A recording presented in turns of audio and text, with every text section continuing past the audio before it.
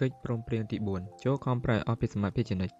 នេះគឺជាកិច្ចព្រមព្រៀងចុងក្រោយប៉ុន្តែវាគឺជាកិច្ចព្រមព្រៀងមួយដែលធ្វើឲ្យកិច្ចព្រមព្រៀងទាំង3ប្រការនេះក្លាយជាទម្លាប់ចាក់ឫសគល់យ៉ាងជ្រៅកិច្ចព្រមព្រៀងប្រការ4ស្ដីអំពីការអនុវត្តកិច្ចព្រមព្រៀងប្រការទី3ខាងដើមចូលខំប្រឹងអស់ពីសមាភិជានិច្ចទោះស្ថិតនៅក្នុងកន្លែងសិនណាក៏ដោយចូលខំប្រឹងអស់ពីសមាភិរបស់អ្នក Do your best ឲ្យបានត្រឹមត្រូវជានិច្ចប៉ុន្តែចូលចងចាំទុកថាពីគណៈមួយទៅគណៈមួយទៀតការខំប្រឹងអស់ពីសមាភិរបស់អ្នករមែងមានភាពខុសគ្នា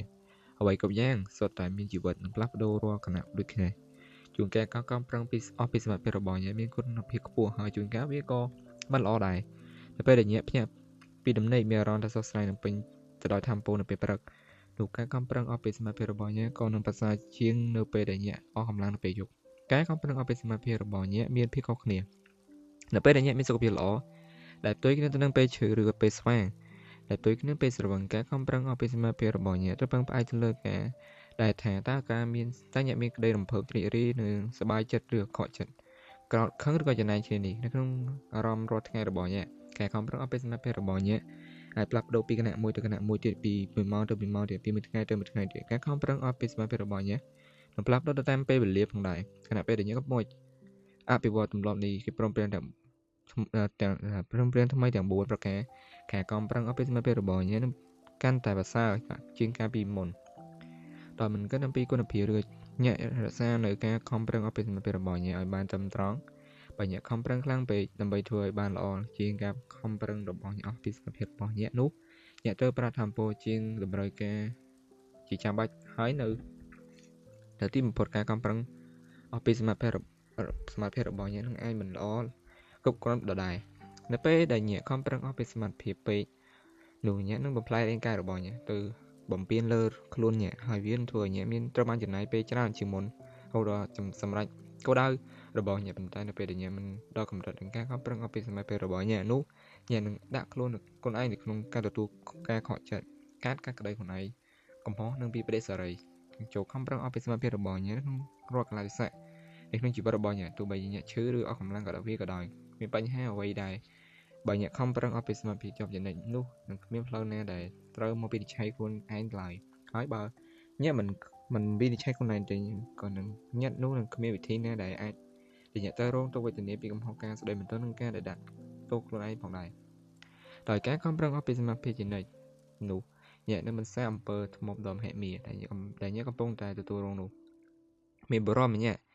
ដែលចង់ជំនះទុក្ខវេទនារបស់គាត់ដូច្នេះគាត់បានធ្វើដំណើរទៅកាន់ព្រះវិហារព្រះពុទ្ធសាសនាមួយកន្លែងដើម្បីជួបព្រះបរមគ្រូឲ្យព្រះគ្រូជួយដោះស្រាយគាត់បានចូលទៅថ្វាយបង្គំព្រះគ្រូនៅហើយសួរព្រះគ្រូថាព្រះគ្រូម្ចាស់បើខ្ញុំប្រកាសណាធ្វើសមាធិ4ម៉ោងក្នុងមួយថ្ងៃតើខ្ញុំប្រកាសណាទៅចំណាយរយៈពេលប៉ុន្មានដើម្បីជំនះវាបានលោកគ្រូព្រះគ្រូបានសម្លឹងមើលមកគាត់ហើយបានមានសន្និដ្ឋានថាបើខ្ញុំធ្វើសមាធិ4ម៉ោងក្នុងមួយថ្ងៃខ្ញុំប្រហែលជាជំនះវាបានក្នុងរយៈពេលជាង10ឆ្នាំដោយគិតថាគាត់អាចធ្វើបានល្អជាងនេះគាត់ក៏បានសួរទៅព្រះគ្រូបន្តអូព្រះគ្រូម្ចាស់តើយ៉ាងម៉េចដែរទៅបើខ្ញុំប្រកាសណាធ្វើសមាធិ8ម៉ោងក្នុងមួយថ្ងៃវិញនោះតែខ្ញុំប្រកាសណាទៅចំណាយពេលរយៈពេលប៉ុន្មានដើម្បីជំនះវាបានព្រះគ្រូបានសម្លឹងមកគាត់ហើយឆ្លើយថាបើខ្ញុំធ្វើសមាធិ8ម៉ោងក្នុងមួយថ្ងៃនោះប្រហែលជាខ្ញុំអាចជំនះវាបានក្នុងរយៈពេល20ឆ្នាំបរិះនោះក៏បានសួរថាតើចុះតើហេតុអ្វីបានជាខ្ញុំប្រកាសណាទៅចំណាយពេលកាន់តែច្រើនដូច្នេះហើយតើខ្ញុំប្រកាសណាធ្វើសមាធិកាន់តែច្រើនឡើងនោះព្រះគ្រូតបថាខ្ញុំអញ្ជើញមកទីនេះមិនមែនដើម្បីបូជាក្តីរីករាយឬជីវិតរបស់ខ្ញុំក៏ដោយខ្ញុំអញ្ជើញមកទីនេះក៏ដើម្បីមានជីវិតរស់នៅដើម្បីមានក្តីសុខនិងដើម្បីមានក្តីស្រឡាញ់បើខ្ញុំខំប្រឹងធ្វើសមាធិបានល្អបំផុតតែត្រឹម2ម៉ោងប៉ុន្តែខ្ញុំអាចចំណាយពេល8ម៉ោងជំនួសវិញនោះខ្ញុំមានតែត្រូវអស់កម្លាំងបប្រតិបត្តិមិនត្រឹមត្រូវហើយខ្ញុំក៏គ្មានក្តីសុខចំពោះជីវិតរបស់ខ្ញុំដែរចូលខ្ញុំខំប្រឹងអស់ពីសមាធិរបស់ខ្ញុំចុះហើយប្រហែលជាខ្ញុំនឹងបានដឹងថាមិនថាខ្ញុំទៅធ្វើសមាធិអស់រយៈពេលយូរប៉ុណ្ណានោះទេខ្ញុំនៅតែអាចមានជីវិតមានក្តីស្រឡាញ់និងមានក្តីសុខដដែលអ្នកនឹងបានរស់នៅក្នុងជីវិតដែលប្រកបទៅដោយប្រពលភាពការខំប្រឹងអស់ពីសមាធិរបស់អ្នកនឹងបានសម្រេចផលជាផ្លែផ្កាអ្នកក៏នឹងធ្វើល្អដើម្បីខ្លួនឯងពីព្រោះតែអ្នកនឹងប្រកល់ខ្លួនអ្នកជុំក្រុមគ្រួសាររបស់អ្នកជូនសហគមន៍របស់អ្នកជូនអ្វីគ្រប់យ៉ាងប៉ុន្តែវាជាការអនុវត្តទៅវិញទេដែលនឹងនាំឲ្យអ្នកមានក្តីសុខជាខ្លាំងនោះនៅពេលដែលអ្នកខំប្រឹងអស់ពីសមាធិតើអ្នកត្រូវអនុវត្តការខំប្រឹងអស់ពីសមាធិគឺជាការអនុវត្តមកពីអ្នក ស្រឡាញ់វាមិនមែនមកពីញាក់រំពឹងចង់បានរង្វាន់ឡើយមនុស្សភាគច្រើនរមែងធ្វើផ្ទុយពីករណីនេះទាំងស្រុងពួកគេអនុវត្តការងារណាមួយត្រឹមតែនៅពេលដែលពួកគេរំពឹងចង់បានរង្វាន់ហើយគេមិនពេញចិត្តនឹងធ្វើ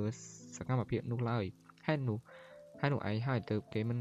បានខំប្រឹងអស់ពីសមត្ថភាពឧទាហរណ៍មនុស្សភាគច្រើនទៅធ្វើការរាល់ថ្ងៃគិតតថ្ងៃបើប្រាក់ខែនិងចំនួនទឹកប្រាក់ដែលពួកគេទទួលបានពីការងារហើយពួកគេកំពុងតែធ្វើពួកគេស្ទើរតែរងចាំថ្ងៃសុក្រឬក៏ថ្ងៃសៅរ៍មិនបានផងតែថ្ងៃណាមួយដែលពួកគេបើប្រាក់ខែរបស់ពួកគេហើយដែលអាចឈប់សម្រាកបានពួកគេកំពុងតែធ្វើការដើម្បីចង់បានរង្វាន់ហើយជាលទ្ធផលពួកគេក៏ប្រឆាំងនឹងការងារពួកគេព្យាយាមគេចពីការអនុវត្តវាពិបាកកាន់តែពិបាកឡើងហើយពួកគេក៏មិនបានខំប្រឹងអស់ពីសមត្ថភាពដែរពួកគេខំប្រឹងជាខ្លាំងពេញទាំងសប្តាហ៍ដោយទទួលរងទុក្ខពីការងារទទួលរងពីការអនុវត្តការងារមិនមែនមកពីពួកគេចង់បានមិនចង់ធ្វើទេប៉ុន្តែពួកគេយល់ថាពួកគេត្រូវតែធ្វើពួកគេត្រូវតែធ្វើដើម្បីសារតែពួកគេត្រូវមកប្រាក់ថ្លៃឈ្នួលដោយសារពួកគេត្រូវបត់គ្រប់គ្រងគ្រួសាររបស់ពួកគេត្រូវអត់ធ្មត់ពីការតូចចិត្តហើយនៅពេលដែលពួកគេបានទទួលប្រាក់ខែជាជាក់ស្ដែងពួកគេក៏កើតការមិនសប្បាយចិត្តពួកគេមាន2ថ្ងៃសម្រាប់ដើម្បីធ្វើអ្វីដែលពួកគេចង់ធ្វើហើយចុះថាពួកគេធ្វើអ្វីពួកគេព្យាយាមគេចវេពួកគេផឹកស្រវឹងក៏ព្រោះតែពួកគេមិនយល់ចិត្តខ្លួនឯងពួកគេមិនយល់ចិត្តជីវិតរបស់ពួកគេមានវិធីជាច្រើនដែលយើងធ្វើឲ្យខ្លួនឯងឈឺចាប់នៅពេលដែលយើងមិនចូលចិត្តការដែលថាតាមការពិតតើយើងជានរណាយ៉ាងទៀតតើយើងធ្វើសកម្មភាពមួយដើម្បីតិចបំរើផលប្រយោជន៍ឲ្យដល់សកម្មភាពនោះតែគ្មានប្រកាន់ជាប់នៅនឹងរង្វាន់នោះអ្នកនឹងបានរកឃើញថាអ្នកសប្បាយចិត្តនឹងរាល់ថ្ងៃសកម្មភាពដែលអ្នកកំពុងតែធ្វើរង្វាន់នេះដែលមករកអ្នកប៉ុន្តែអ្នកមិនបានប្រកាន់ជាប់នឹងរង្វាន់ទេអ្នកថាយើងទទួលបានច្រើនលើពីអ្វីដែលអ្នកគិតសម្រាប់ខ្លួនឯងដោយមិនបានរំពឹងទុកក្នុងរង្វាន់តែបើយើងចូលចិត្តអ្វីដែលយើងធ្វើបើយើងខំប្រឹងអស់ពីសមត្ថភាពចុះជានិច្ចនោះយើងនឹងត្រេកអរចំពោះជីវិតយ៉ាងពិតប្រាកដយើងមានក្តីសុខយើងគ្មានការគំទ្រាំបើគ្មានការខកចិត្តផងដែរនៅពេលដែលអ្នកខំប្រឹងអស់ពីសមត្ថភាពអ្នកគឺមិនបានផ្ដល់ឱកាសឲ្យចៅក្រមបានមកចាក់កំហុសអ្នកឡើយឬក៏ស្ដីបន្ទោសអ្នកឡើយបើអ្នកបានខំប្រឹងអស់ពីសមត្ថភាពហើយចៅក្រមនៅតែព្យាយាមបន្តកាត់ក្តីអ្នកយកទៅតាមច្បាប់ក្នុងគម្ពីរច្បាប់របស់អ្នកនោះអ្នកនឹងទទួលបាននូវចម្លើយថាខ្ញុំបានខំប្រឹងអស់ពីសមត្ថភាពហើយគ្មានអ្វីដែលត្រូវមានពីបដិសេរីទៀតទេនោះហើយគឺជាមូលហេតុដែលយើងខំប្រឹងអស់ពីសមត្ថភាពរបស់យើងនេះមិនមែនជាកិច្ចព្រមព្រៀងដ៏ងាយស្រួលបប្រតិបត្តិតាមឡើយប៉ុន្តែកិច្ចព្រមព្រៀងនេះក៏ជួយធ្វើឲ្យអ្នកមានសេរីភាពពិតប្រាកដផងដែរនៅពេលដែលអ្នកខំប្រឹងអស់ពីសមត្ថភាពរបស់អ្នកនោះអ្នកនឹងរៀនទទួលស្គាល់ខ្លួនឯងប៉ុន្តែអ្នកត្រូវតែមានសតិទទួលដឹងដល់នឹងរៀនទទួលពីកំហុសរបស់អ្នកការរៀនពីកំហុសរបស់អ្នកមានន័យថាអ្នកអនុវត្តសម្លឹងមើលទៅលទ្ធផលដោយសច្ចភាពហើយអនុវត្តជាបន្តចំណុចនេះជួយបង្កើនការមានសតិទទួលដឹងរបស់អ្នកបានជាក់ស្ដែងការខំប្រឹងអស់ពីសមត្ថភាពរបស់អ្នកគឺមិនមែនជាការគិតវាដូចជាការងារមួយនោះទេ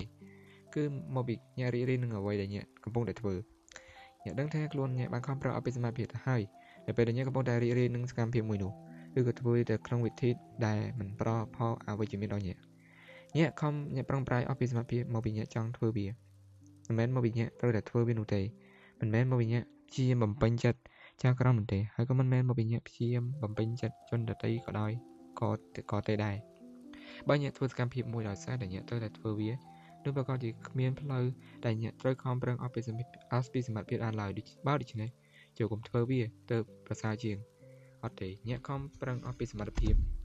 របស់អ្នកដោយសារតែការខំប្រឹងអស់ពីសមត្ថភាពរបស់អ្នកនេះនឹងធ្វើឲ្យអ្នកមានសេចក្តីសុខជាខ្លាំងនៅគណៈពេលដែលអ្នកខំប្រឹងអស់ពីសមត្ថភាពដោយគ្រាន់តែដើម្បីបម្រើប្រយោជន៍ដល់ក្តីស្រេករាយនឹងធ្វើដូច្នេះលោកអ្នកនឹងធ្វើឲ្យសកម្មភាពមួយនោះដោយសារតែអ្នករៀននឹងធ្វើវាសកម្មភាពជាការរស់នៅក្នុងភាពពេញលេញអសកម្មភាពជាការបដិសេធជីវិតអសកម្មភាពគឺជាការអង្គុយទៅនៅខាងមុខទូរាល់ថ្ងៃរាល់ពេលដែលជាច្រើនឆ្នាំពីព្រោះអ្នកភ័យខ្លាចនឹងការមានជីវិតនឹងផ្សងគ្រោះថ្នាក់ក្នុងការបង្ហាញឲ្យឃើញថាតើអ្នកគឺជានរណាការបង្ហាញឲ្យឃើញថាអ្នកគឺជានរណានោះការធ្វើសកម្មភាពមួយអ្នកអាចមានគំនិតអស្ចារ្យជាច្រើននៅក្នុងខួរក្បាលរបស់អ្នកប៉ុន្តែអ្វីដែលនាំឲ្យកើតបានជាការខុសប្លែកពីគ្នានោះគឺសកម្មភាពបើអ្នកគ្មានសកម្មភាពស្របទៅតាមគំនិតនោះទេវាច្បាស់ជាគ្មានការសម្ដែងចេញគ្មានលទ្ធផលគ្មានរង្វាន់ឧទាហរណ៍ដ៏ល្អមួយអំពីរឿងនេះការចេញពីរឿងនិទានមួយស្ដីអំពីមនុស្សព្រៃចិត្តព្រះគាត់មិនមានគំនិតអស្ចារ្យច្រើនទេប៉ុន្តែគាត់ចូលចិត្តធ្វើសកម្មភាពគាត់មានក្តីសុខដោយសារតែគាត់តែងតែធ្វើអ្វីគ្រប់យ៉ាងដោយការខំប្រឹងអស់ពីសមត្ថភាពគាត់បានទទួលរង្វាន់តបស្នងជាច្រើនដោយមិនបានរំពឹងទុកដល់រង្វាន់ ណាមួយទាល់តែសោះការធ្វើសកម្មភាពគឺជាការរស់នៅមានជីវិតវាគឺជាការផ្សងគ្រោះថ្នាក់ក្នុងការចេញទៅខាងក្រៅនិងសម្ដែងចេញនូវក្តីសុបិនរបស់អ្នកទាំងនេះ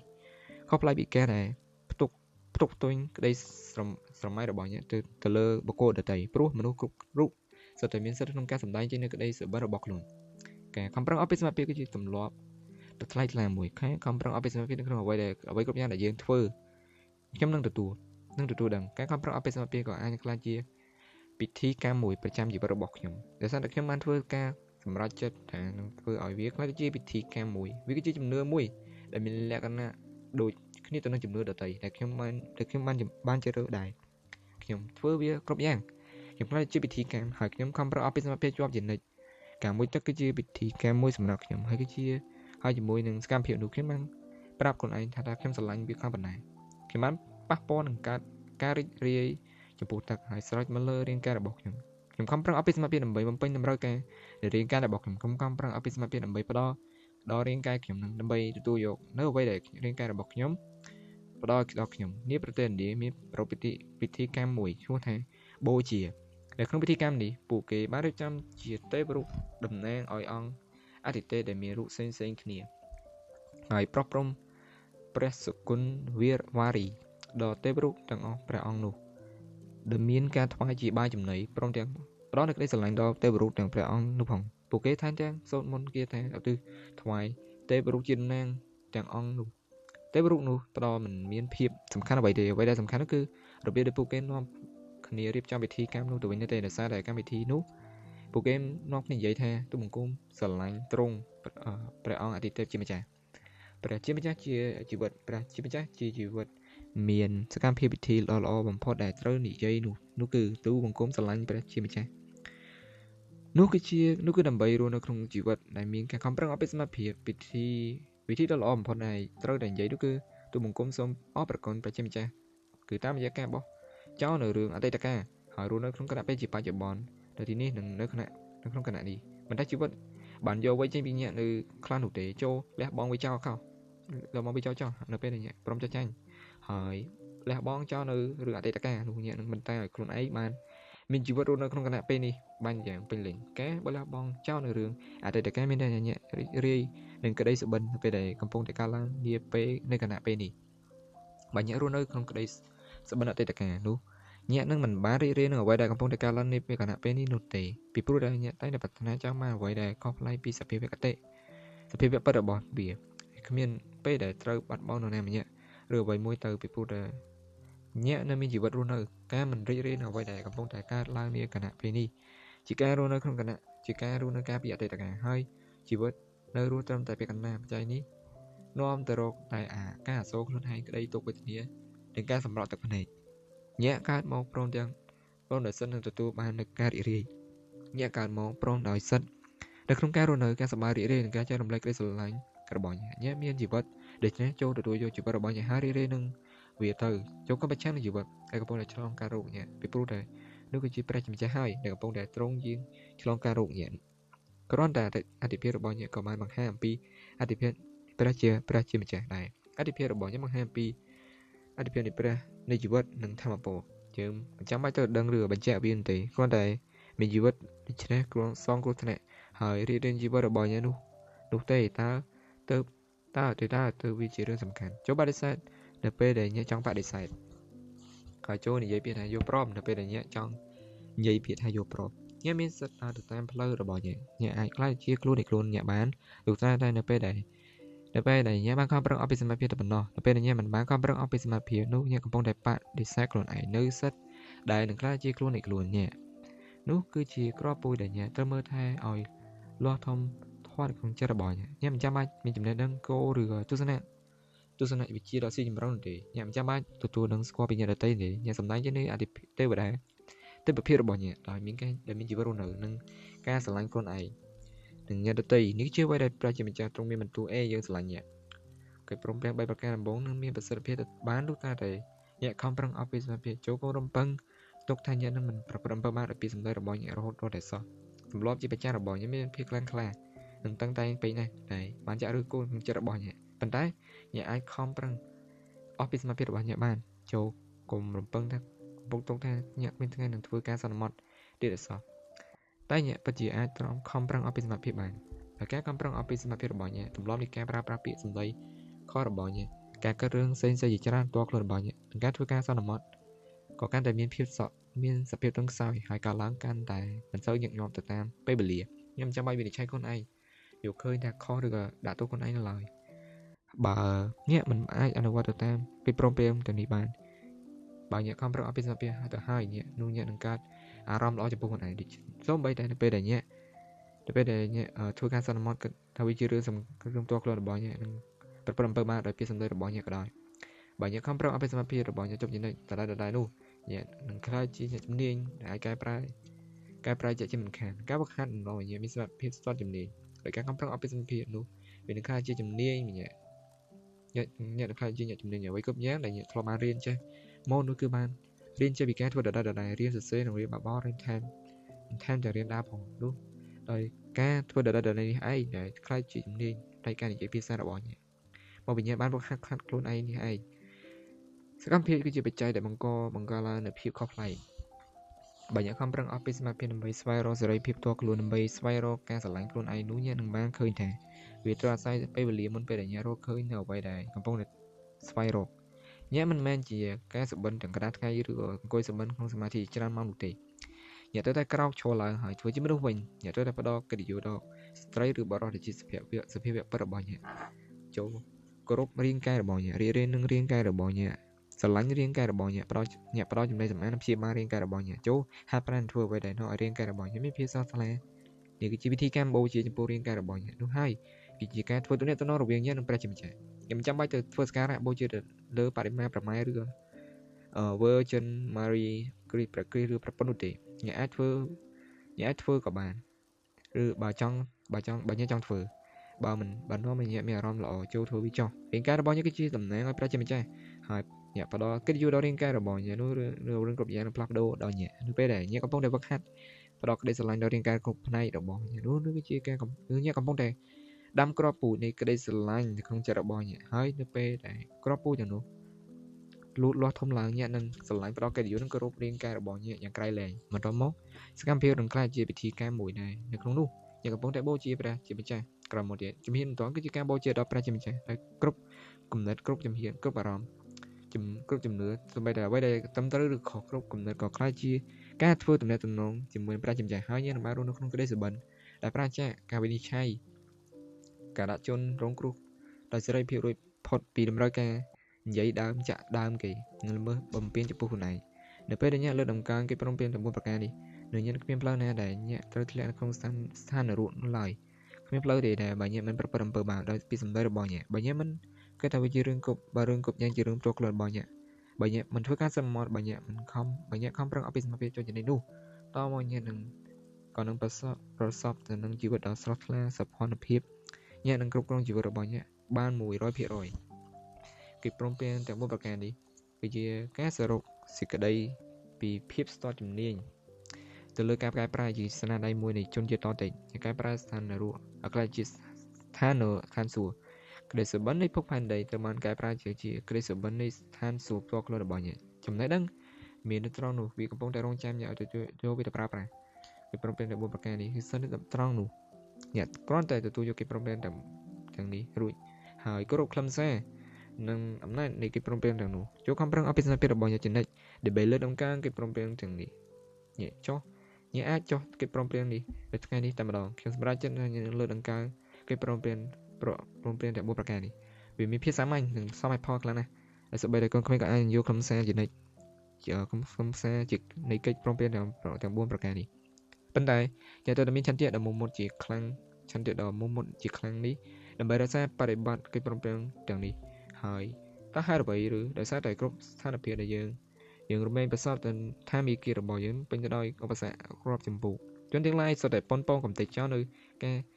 រប្រាជ្ញារក្សាបរិបត្តិកិច្ចព្រមព្រៀងថ្មីទៅនេះហើយអ្វីគ្រប់យ៉ាងដែលជុំវិញខ្លួនយើងគឺបានរៀបចំឡើងត្រៀមសម្រាប់អូសទាញយើងឲ្យបំពេញតាមកិច្ចព្រមព្រៀងនេះ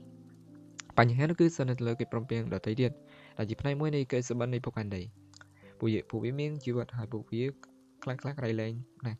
់ហើយនេះហើយទៅញាក់ទៅតែធ្វើ ធ្វើคล้ายខ្លួនទៅជាកម្ពុជាអ្នកប្រមាញ់កម្ពុជាច្បាំងដែលអាចរក្សាការពីគេព្រមព្រៀងទាំង4ប្រការនេះដោយជីវិតរបស់អ្នកបានក្តីសុខរបស់អ្នកសេរីភាពរបស់អ្នកវិធីរស់នៅក្នុងទាំងស្រុងរបស់អ្នកគឺត្រូវពឹងផ្អែកទៅលើបច្ច័យនេះគោលការណ៍របស់អ្នកក៏ចម្បាំងគឺជាជំនះពិភពលោកកិច្ចចេញពីស្ថានរូបនេះហើយលើកលែងត្រឡប់មកវិញទៀតដោយអ្វីដែលជនជាតតៃបានបង្រៀនយើងថារង្វាន់នេះគឺជាការជំនះនឹងការរងទុក្ខវេទនារបស់មនុស្សលោកដើម្បីក្លាយជាតំណាងនៃព្រះជាម្ចាស់នោះហើយគឺជារង្វាន់ពិតយើងត្រូវតែប្រើប្រាស់ធម៌ពលគ្រប់ផ្នែកដែលយើងមានដើម្បីបានជោគជ័យនៅក្នុងការថែរក្សាកិច្ចព្រមព្រៀងទាំងនេះការពីដំបូងឡើយខ្ញុំមិនរំពឹងអាចនឹងធ្វើរឿងនេះបានកើតឡើងទេខ្ញុំដួលរលំជាច្រើនដល់សង្សារបន្តែខ្ញុំគិតឈ្មោះហើយបន្តដំណើរទៀតហើយខ្ញុំក៏ដួលទៀតហើយខ្ញុំនៅតែបន្តដំណើរទៅមុខទៀតខ្ញុំមិនបានមានបដិសេរីចំពោះខ្លួនឯងទេvìខ្ញុំផ្លូវដែលខ្ញុំត្រូវមានបដិសេរីចំពោះខ្លួនឯងឡើយខ្ញុំបាននិយាយថាបើខ្ញុំដួលខ្ញុំនៅតែមាំមួនគ្រប់គ្រាន់ខ្ញុំនៅតែឆ្លៀសវៃគ្រប់គ្រាន់ខ្ញុំអាចធ្វើវាបានខ្ញុំក៏អាចក្រោកឡើងហើយបន្តដំណើរទៅមុខខ្ញុំដួលហើយខ្ញុំចេះតែបន្តដំណើរទៅមុខទៀតហើយកែប្រែវាកាន់តែងាយស្រួលឡើងជានិច្ចប៉ុន្តែកាលពីមុនដំបូងវាសម្បត្តិខ្លាំងណាស់ស្មុគស្មាញខ្លាំងណាស់ដូច្នេះហើយបើអ្នកដួលចូលកុំកាត់ក្តីចូលកុំមកចោលក្រោយរបស់អ្នកកើតការពេញចិត្តហើយកែប្រែអ្នកខ្លាចជាជនរងគ្រោះអត់ទេត្រូវតែធ្វើខ្លួនឯងមានភាពស្វិតស្វាញចូលក្រោកឈរឡើងហើយចុះកិច្ចព្រមព្រៀងជាថ្មីមិនមែនហើយខ្ញុំបានបំពេញកិច្ចព្រមព្រៀងរបស់ខ្ញុំបានចែងកុំ7បានពីសម្ដីរបស់ខ្ញុំនឹងផ្ដើមជាថ្មីម្ដងទៀតខ្ញុំនឹងរក្សាការពារកិច្ចព្រមព្រៀងទាំង4ប្រការទាំងនេះឲ្យបានរហូតដល់ថ្ងៃនេះខ្ញុំនឹងមិន7បានពីសម្ដីរបស់ខ្ញុំទេខ្ញុំមិនគិតរឿងគ្រប់យ៉ាងគឺជារឿងផ្ទាល់ខ្លួនរបស់ខ្ញុំទេខ្ញុំមិនបានធ្វើការសន្មតណាមួយទៀតទេខ្ញុំនឹងក្រោកខ្ញុំខំប្រឹងឲ្យពីសមត្ថភាពរបស់ខ្ញុំចូលជានិច្ចបើខ្ញុំបំពេញកិច្ចព្រមព្រៀងប្រការណាមួយចូលចាប់ផ្ដើមជាថ្មីថ្ងៃស្អែកហើយជាថ្មីម្ដងទៀតហើយខានស្អែកជាដើមដំបូងវាមានការពិបាកបន្តិចប៉ុន្តែពីមួយថ្ងៃទៅមួយថ្ងៃវានឹងកាន់តែមានភាពងាយស្រួលរហូតដល់ថ្ងៃមួយអ្នកនឹងបានរកឃើញថាអ្នកកំពុងតែដឹកនាំជីវិតរបស់អ្នកដោយប្រើកិច្ចព្រមព្រៀងទាំង4ប្រការនេះហើយអ្នកនឹងកើតមានការភ្ញាក់ផ្អើលចំពោះវិធីដែលជីវិតរបស់អ្នកត្រូវបានកែប្រែអ្នកមិនចាំបាច់ការដោះស្រាយឬការប្រពៃរាល់ថ្ងៃនោះទេក្តីស្រឡាញ់និងការគោរពខ្លួនឯងរបស់អ្នកកំពុងតែត្រូវបានលូតលាស់ធំឡើងហើយលូតលាស់ធំទៀតអ្នកអាចធ្វើវាបានបើខ្ញុំធ្វើវាបានអ្នកក៏អាចធ្វើវាបានដូចគ្នាចូលកុំបារម្ភនឹងអនាគតផ្ដោតចំណាយអារម្មណ៍របស់អ្នកនៅតែចំពោះថ្ងៃនេះហើយរស់នៅក្នុងគណៈពេលជាបច្ចុប្បន្នដោយរស់នៅម្ដងត្រឹមតែមួយថ្ងៃចូលខំប្រឹងអភិសមត្ថភាពរបស់អ្នកជំនាញដើម្បីរក្សាបដិបត្តិតាមកិច្ចព្រមព្រៀងទាំងនេះហើយមិនយូរប៉ុន្មានយើងនឹងមានភាពងាយស្រួលសម្រាប់អ្នកថ្ងៃនេះគឺជាពេលចាប់ផ្ដើមនៃក្តីសុបិនថ្មី